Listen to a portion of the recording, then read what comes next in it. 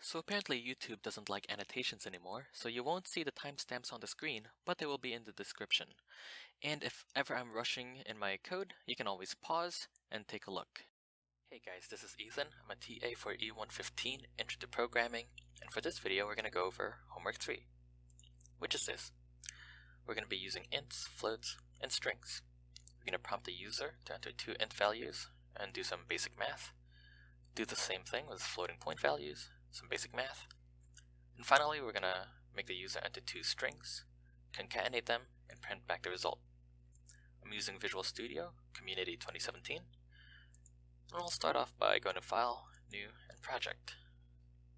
We're going to select Empty Project, and we're going to rename it. Like so. You can name it whatever you want.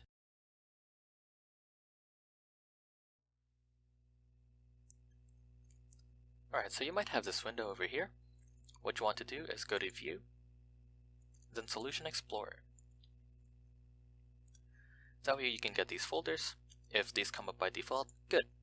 So what you want to do is right click on Source Files, go to Add, go to New Item.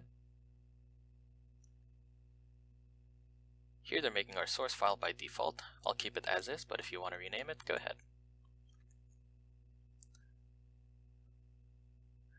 Alright, now we can start coding.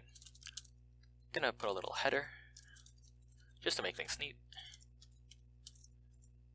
Like so. Now we're gonna include some libraries. We'll be doing some inputs and outputs, so we need IOStream. We'll be working with strings, so we'll need the string library. And if you're feeling ambitious with your math, go ahead and include math.h, but you might or might not need it. And finally, using namespace std. Let's go ahead and set up our main function, like so, give ourselves a few lines. If you're using Visual Studio, probably on a PC, go ahead and do system pause, and then return 1. Alright. Now we're just gonna paste our homework prompts and make that a comment. That way we know what we're doing. Alright, so we'll start with the first one. You should be pretty familiar with this. We'll make our input variables x and y.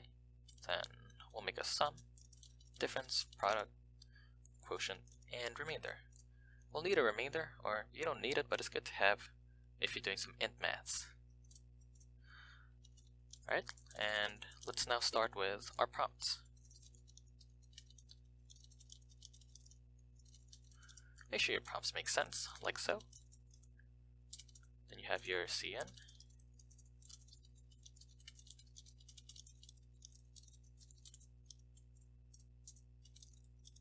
And then do the same thing for the second. Now for the math. Very straightforward.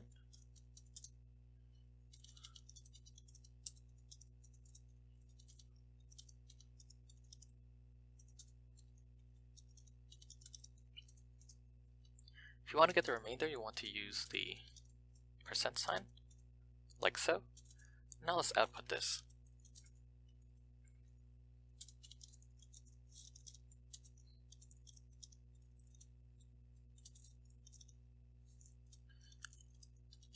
Whoops.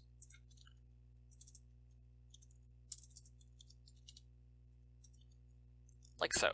Now, for the rest of them, it'll have a very similar shape, very similar form. So I'm just going to copy, paste, and just change the things I need to change, like the symbols and the variable names.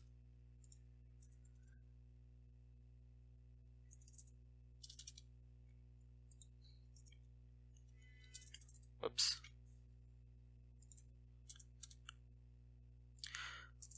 For the quotient and remainder, I'm just going to add a little tidbit over here to include the remainder in the output.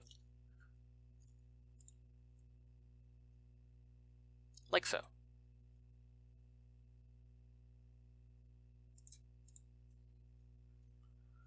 Alright, so this is pretty much the bare bones of what you need for the int section. For the floats, it's going to be very, very similar in structure. So what we're going to do is we're going to copy and paste.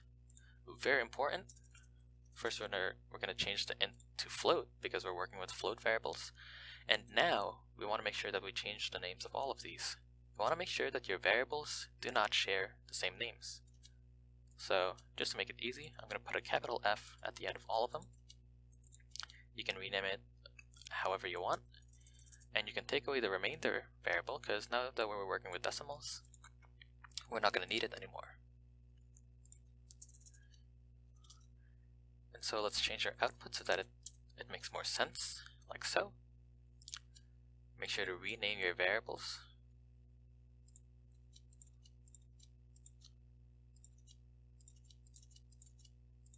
Like so. Again, for floats, because we're not using remainder, you can take away this line. And again, we're back to just renaming our variables.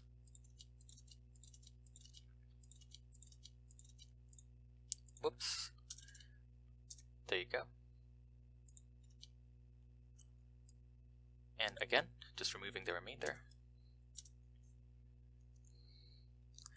And this is your bare bones floats. Let me just give it one look through. Looks about right. Now we're going to work with strings. We're going to prompt the user to enter two string values, concatenate them, and print back the result. Concatenating strings is just putting two strings together into one big string. So when you're declaring your string variables, it's very similar to how you declare ints, floats, and doubles, and so on. Something like this. I'm going to call combo my concatenated strings, so I'll make one like that. So just like you can do something like this for an int variable, similarly you can do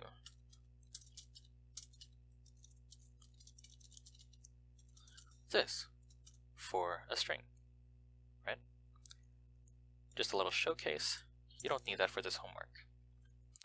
Alright, now let's get on with the prompts.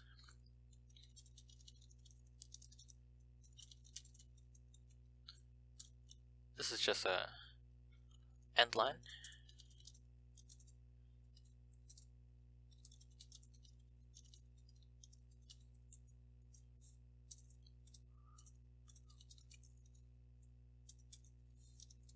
Like so.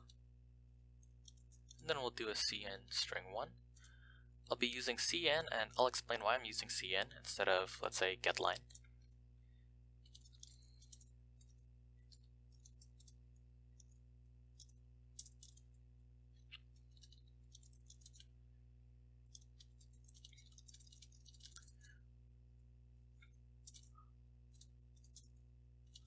And same thing over here. I'm just going to squeeze in one more line of code, just for formatting purposes.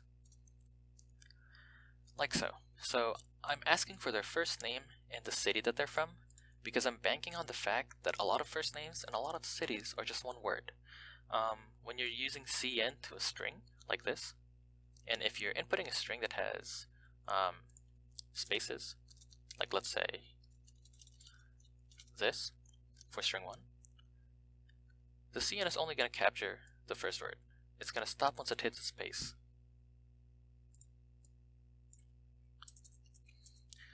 So to kind of get around that, as bare bones with this homework, we're doing just the first name and a city. Now to concatenate. Again, it's very simple for this one, and it's actually very similar to how you do with ints and floats. All you got to do is string 1 plus string 2. Now to make things more graceful, you might want to add a space like so. That's still concatenating strings because this is a string, this is also a string, and this is a string. For some context for my program, I'm going to do space from space. You can get creative in doing what you want to make your program look elegant. And now we can output it.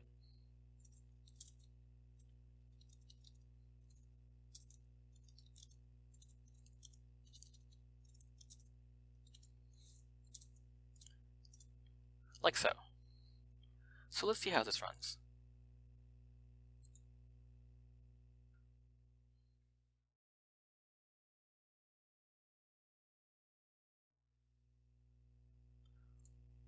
Alright, I'll start with 4, or actually let's do 15 for our first int value and 4 for our second.